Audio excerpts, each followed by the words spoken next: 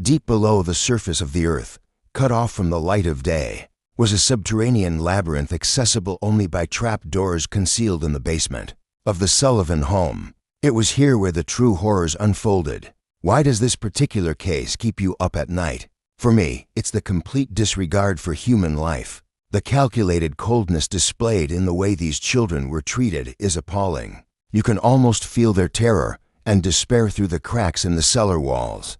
But there's so much more to this tale, a vast labyrinth of deceit, betrayal, and unthinkable acts hidden beneath a facade of normalcy.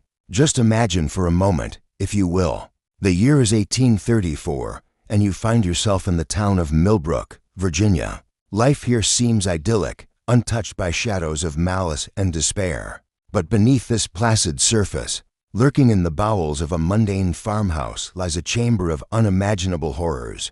Your world is about to collide with the Sullivan family, a portrait of domesticity turned grotesque nightmare. As you draw closer to the house, your senses betray you. Do you smell decay? Hear desperate whispers carried on the wind? Your instincts scream at you to turn back, but curiosity overpowers fear. And as you step into the Sullivans' domain, you are about to unearth a saga of torment, resilience, and ultimately humanity's capacity for both great love and unspeakable evil. You see, every family has its secrets, its tangled web of joys and heartaches. But the Sullivan story is not like other tales. It's a tale that will haunt your waking moments and steal your sleep. The revelations that await you in the depths of that cellar will challenge your perception of good and evil, leaving you questioning the very essence of humanity. As we descend into the abyss of the Sullivans' past, you'll encounter ghosts that linger not just in the shadows, but in the recesses of our collective human soul. Their pain echoes through time, begging for acknowledgement. And you, dear listener, are about to become the conduit of their cries. Will you answer their call for justice? Will you bear witness to their suffering and ensure their stories aren't lost to the winds of oblivion? Or will you falter before the encroaching darkness, allowing the specters of the past to fade into the comforting light of ignorance? The choice, my friend, is yours. Will you step into the abyss with me? If so, let your instincts guide you. Let your thirst for understanding propel you forward. For the journey that lies ahead will not be for the faint of heart. But if you are brave enough to peer into the cauldron of human depravity, I promise you this, you will never be the same. Again, what do you think? Why do you think so many children were kept captive by the Sullivan family? What role do you think the mother played in all of this? Share your thoughts. It was into this seemingly idyllic setting that the embattled mother and wife, Constance Martin, arrived in the early years of the 19th century. Little is known of Constance's early life, but local lore holds that she was born into privilege in England. Some whispered that her father was a lord whose title had been stripped away due to his radical political views.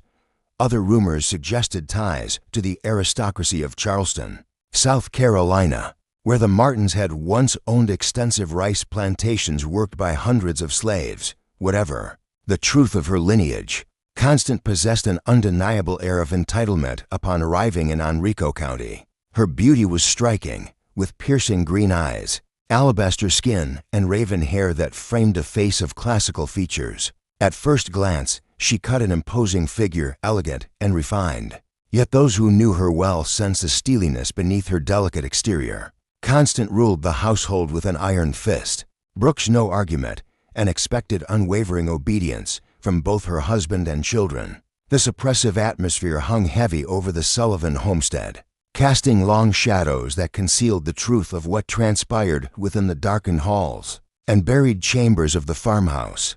The details surrounding the lives of Constance and Ezra Sullivan's 6 surviving children are deliberately sparse, given the traumatic circumstances surrounding their upbringing. What little is known comes from official records, depositions, and the scant few recollections of those who encountered the children after their rescue.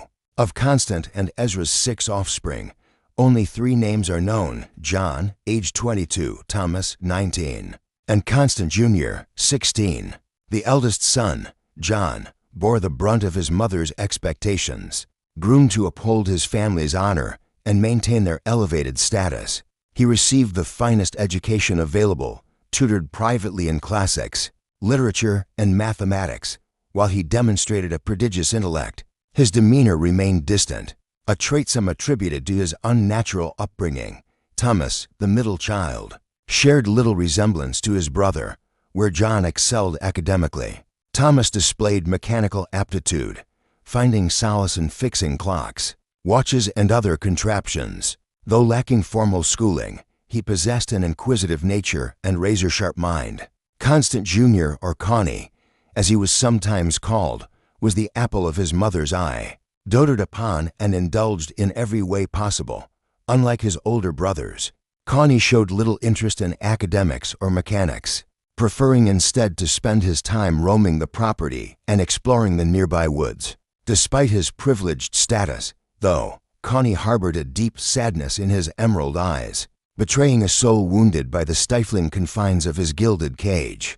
The three youngest Sullivan children remain shrouded in anonymity, their existence documented only in census records as the ages of 10, 7, and 5. Those who interacted with them reported an unsettling blankness in their demeanor, indicative of lives devoid of nurturing or stimulation. Taken together, the eldest son's calculated nature, Thomas's innate curiosity, and Connie's melancholic introspection hinted at the indelible impact of their singular upbringing. While the youngest children offered few outward signs of their inner turmoil, the scars of neglect and abuse ran deep nonetheless. The tragedy of the Sullivan children serves as a stark reminder that appearances can be deceiving. Behind the facades of wealth and privilege, there often lie shadows of unimaginable suffering. Just as the neighbors of Millbrook failed to discern the darkness lurking within the Sullivan home, we, too, must remain ever vigilant against the deceptive allure of superficial judgments. By shedding light on these forgotten stories, we honor the resilience of the human spirit and challenge ourselves to confront the uncomfortable truths that persist even in the face of unimaginable adversity. And with that, we come to the end of today's episode. I know it can be difficult to confront these harsh realities of history, but it's precisely that which makes our journey all the more crucial. Thank you for joining me in bearing witness to these harrowing tales. And please don't forget to leave a comment below telling me which state you're listening from. Together, we can ensure that these voices, though silenced in their time, find resonance in ours. Until next time, stay curious and keep asking questions. Our exploration of the Sullivan case has only just begun. And as always, stay safe after all. Some truths are best left buried,